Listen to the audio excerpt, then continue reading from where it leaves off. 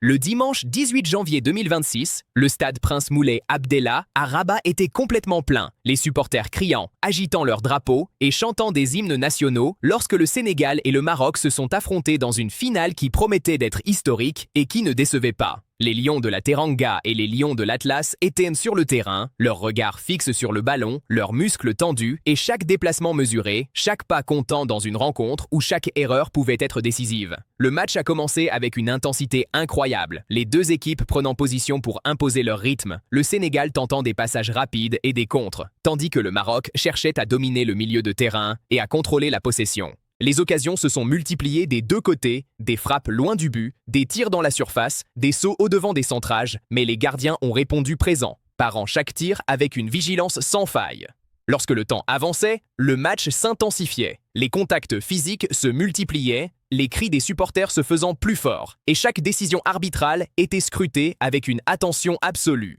Le Sénégal et le Maroc ont fait preuve d'une détermination extraordinaire, chaque joueur luttant pour chaque balle, chaque centimètre de terrain, chaque possibilité d'ouvrir le score. Au cours des dernières minutes du temps réglementaire, une situation critique est survenue dans la surface sénégalaise, un contact minime mais suffisant pour que l'arbitre accorde un penalty au Maroc. Cette décision a provoqué une tempête, les joueurs sénégalais quittant temporairement le terrain pour manifester leur mécontentement, les supporters hurlant et les officiels tentant de calmer la situation. Après une intervention longue et des discussions intenses, le match a repris et le pénalty fut tiré, mais le gardien sénégalais s'est interposé avec une réflexe remarquable, conservant le score à 0-0 et poursuivant l'équilibre du match. Le match s'étant donc étendu aux prolongations, les deux équipes étaient épuisées, mais déterminées à trouver le but décisif. Dès le début de la première prolongation, le milieu de terrain sénégalais, Pape Gueye, a trouvé une ouverture, frappant le ballon avec puissance et précision dans la lucarne, déclenchant une explosion de joie chez les supporters sénégalais et un silence stupéfait dans les rangs marocains. Ce but fut décisif, déterminant le vainqueur du tournoi, le Sénégal réussissant à protéger son avantage dans les minutes restantes de prolongation, grâce à une défense solide, des interventions décisives et une cohésion remarquable de l'équipe.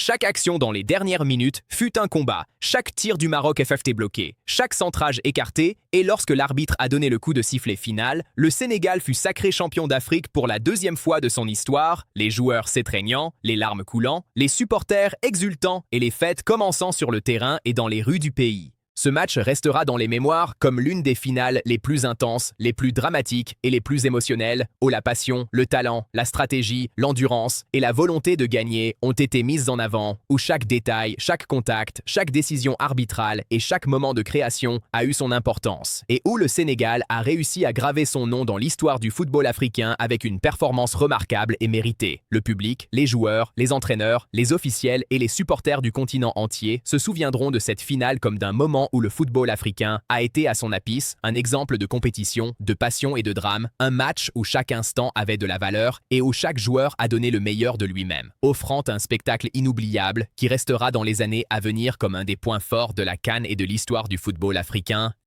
Les dernières minutes de la prolongation ont été marquées par une tension insoutenable, chaque joueur sénégalais restant déterminé à garder l'avantage. Chaque Marocain résolu à trouver le but égalisateur. Les centrages, suivant les frappes, les duels au sol se multipliant et chaque pas décourageant les adversaires. Les milieux de terrain sénégalais ont fait preuve d'une maîtrise parfaite du jeu, interceptant les ballons, bloquant les pivots marocains et relançant avec précision vers les attaquants. Les supporters dans les tribunes, enflammés par chaque action, ne pouvaient pas s'arrêter de chanter, de s'agiter, de scander le nom des joueurs et de maintenir une énergie qui semblait contaminer les joueurs sur le terrain. Chaque frappe, chaque centrage, chaque touche de ballon avait le potentiel de changer le cours de cette finale et les entraîneurs des deux équipes donnaient des instructions constantes, criant dans les coins, ajustant les formations, remplaçant les joueurs fatigués, cherchant la stratégie parfaite pour décrocher la victoire. Les défenseurs sénégalais étaient implacables, bloquant chaque avancée marocaine, interceptant les ballons dans les dernières secondes, témoignant d'une cohésion et d'une volonté qui faisaient la différence entre une victoire historique et une déception terrible.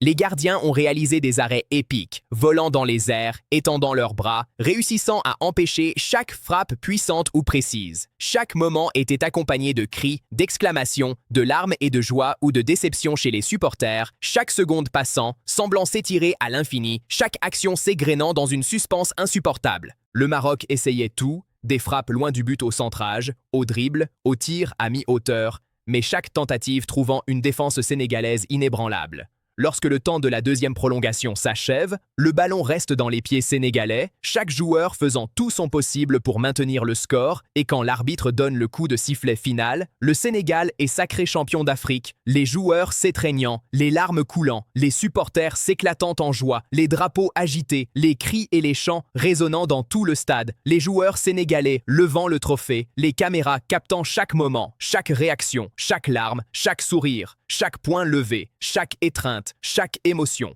offrant un spectacle qui restera dans les mémoires comme l'une des finales les plus mémorables et épiques de la CAN. La joie du Sénégal, la déception du Maroc, l'intensité du match, les moments de drame, les frappes manquées, les arrêts spectaculaires, les duels au sol, les stratégies des entraîneurs, les réactions des supporters, les interventions des arbitres, les cris des commentateurs, l'énergie dans le stade, les larmes, les réactions à chaque action. Tout cela a constitué un moment unique dans l'histoire du football africain et mondial, où le Sénégal a démontré une volonté, une cohésion et une détermination sans faille, prouvant que chaque détail compte, chaque instant peut changer le cours d'une finale et que le football est plus qu'un jeu, c'est une passion, une émotion, une histoire, un rêve partagé par des millions de supporters qui ne l'oublieront jamais.